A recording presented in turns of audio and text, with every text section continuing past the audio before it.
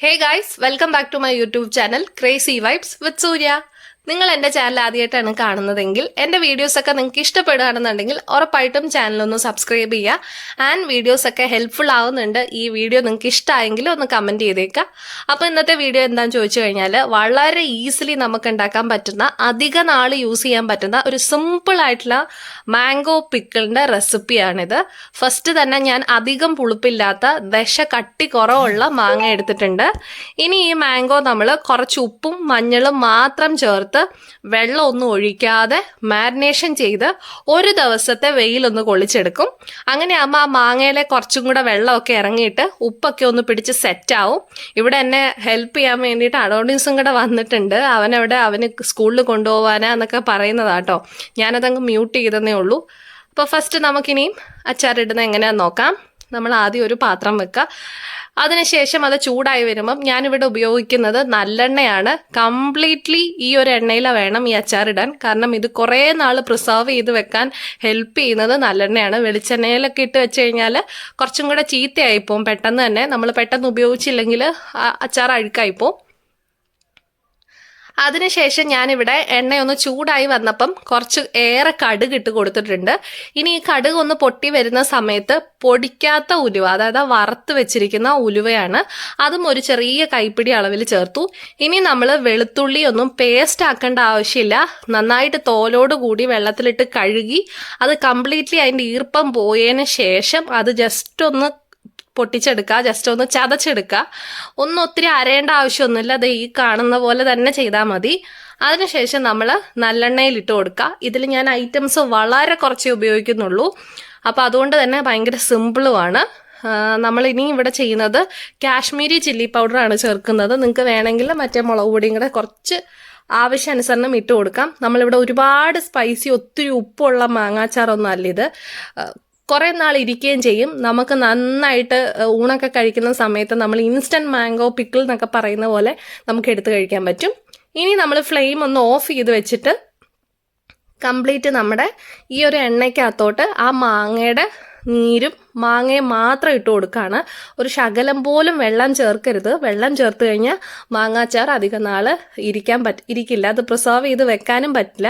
അപ്പം ഈ പറയുന്ന കാര്യങ്ങളൊന്ന് ശ്രദ്ധിച്ചിട്ട് ഈ മാംഗോയിലേക്ക് ഫുൾ കംപ്ലീറ്റ് ആ ഒരു മസാല അച്ചാറിൻ്റെ എല്ലാ ഐറ്റംസും ചേർക്കത്തക്ക രീതിയിൽ ഒന്ന് ഇളക്കി കൊടുക്കുക. ഒന്ന് അടി ചേർത്ത് ഇങ്ങനെ കുത്തി പൊട്ടിച്ച് ഇളക്കാതെ ജസ്റ്റ് ഒത്തിരി ബലമൊന്നും കൊടുക്കാതെ ഒന്ന് ഇളക്കാം.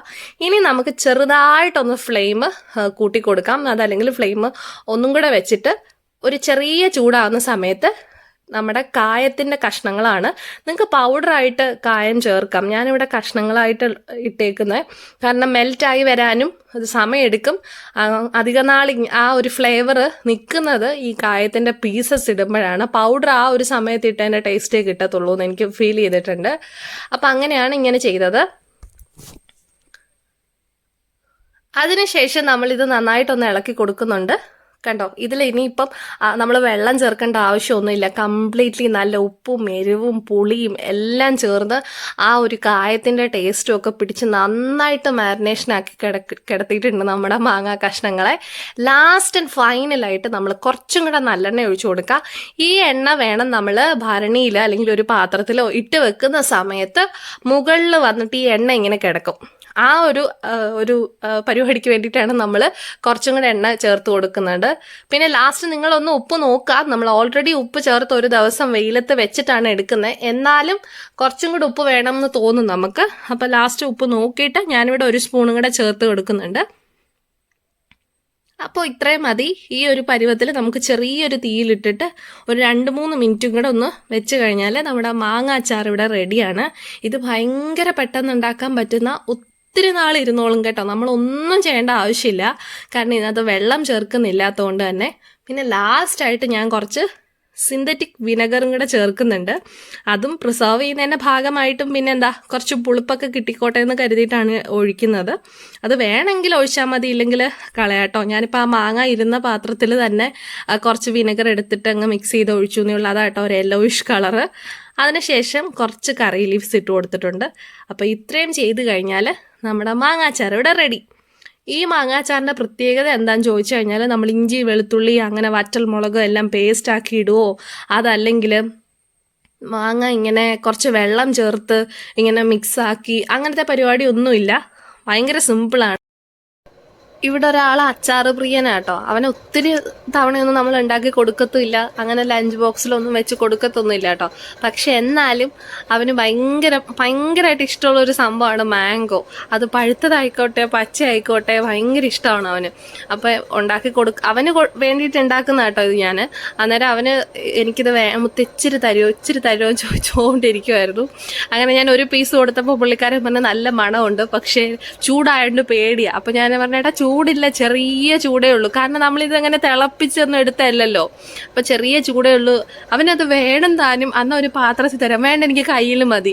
അങ്ങനെ ഞാൻ ജസ്റ്റ് ഒരു പീസ് കയ്യിലിട്ട് കൊടുത്തു. അപ്പോഴത്തേനും അവിടെ അയ്യോ ചൂടാതേ എന്ന് പറഞ്ഞാൽ ഭയങ്കര അലയായിരുന്നു. പക്ഷെ കൈ ഒന്നും പൊള്ളാൻ വേണ്ടിയിട്ടുള്ള ചൂടൊന്നും ഇല്ല കേട്ടോ. അത് അവൻ പിന്നെ അങ്ങനെയൊക്കെ ഇരുന്ന് ചെറിയ ചൂട് പോലും സഹിക്കത്തില്ല. ഒരു ചായ കൊടുത്താൽ പോലും അവന് ഭയങ്കര ചൂടാണ് അവന്. പക്ഷെ എന്നാൽ അത് വേണം താനും. അതാണ് അവൻ്റെ ഒരു പ്രശ്നങ്ങൾ. പിന്നെ അവൻ കഴിച്ചു നോക്കിക്കഴിഞ്ഞിട്ട് എൻ്റെ അടുത്ത് പറഞ്ഞു കൊള്ളാമെന്നുണ്ടെങ്കിൽ പുള്ളിക്കാരൻ വീണ്ടും വന്ന് ചോദിക്കും കേട്ടോ. അതാണ് അവൻ്റെ പ്രത്യേകത. അപ്പം എൻ്റെ അടുത്ത് വന്നിട്ട് പിന്നെ എനിക്ക് ഈ കയ്യിൽ തരാവോ, പിന്നെ ഈ പാത്രത്തിൽ തരാവോ എന്നൊക്കെ ചോദിച്ചു. അങ്ങനെ അധികം കൊടുക്കാൻ പാടില്ലല്ലോ. അങ്ങനെ ജസ്റ്റ് ഞാൻ ഇച്ചിരി ചാറൊക്കെ കൊടുത്തു. പിന്നെ നന്ദു വന്നിരുന്നപ്പോൾ നന്ദുവിനൊരു പീസ് കൊടുത്തു. അത് കഴിഞ്ഞതേ അവൻ വീണ്ടും വാങ്ങിച്ച് കഴിക്കും കേട്ടോ. ഇത് ഒരു ദിവസം കണ്ടൊക്കെ വേണം ഇവന് കംപ്ലീറ്റ് ആയിട്ട് കൊടുത്തു കഴിഞ്ഞാൽ. അതുകൊണ്ട് നമ്മൾ എടുത്തിട്ട് ഇത് മാറ്റി വെക്കുകയാണ്. വല്ലപ്പോഴും കൊടുക്കാൻ വേണ്ടിയിട്ട് എടുത്ത് വെച്ചേക്കും കേട്ടോ. അങ്ങനെ നിങ്ങൾക്ക് വേണമെങ്കിൽ ഒരു ഗ്ലാസ് ജാർ ഉണ്ടെങ്കിൽ അത് ഇട്ട് വെക്കാം. എൻ്റെ വീട്ടിലുണ്ടായിരുന്നു. ഇപ്പം അഡോണിയുടെ വീട്ടിൽ അത് ഇല്ലാത്തതുകൊണ്ട് ഞാൻ ഒരു പ്ലാസ്റ്റിക്കിൻ്റെ പാത്രം എടുത്ത് കംപ്ലീറ്റ് ചൂടാറിയിട്ടാണ് കേട്ടോ ഇട്ട് കൊടുത്തത്. കംപ്ലീറ്റ് ചൂടും പോയിട്ട് ഇട്ട് കൊടുത്തു. അപ്പോൾ അവനിത് വല്ലപ്പോഴൊക്കെ പനിയൊക്കെ വരുമ്പം അച്ചാറൊക്കെ കൂട്ടി കഴിക്കാമല്ലോ എന്ന് വിചാരിച്ചിട്ട് കൊടുത്താണ്. അപ്പോൾ നിങ്ങളൊന്ന് ട്രൈ ചെയ്ത് നോക്കണേ. വീഡിയോസ് ഇഷ്ടപ്പെട്ടാൽ ലൈക്ക് ചെയ്യാനും ഷെയർ ചെയ്യാനും ഒന്നും മറക്കല്ലേ. നമുക്ക് മറ്റൊരു വീഡിയോ കാണാം. അതുവരേക്കും ബൈ ഫ്രം സൂര്യ.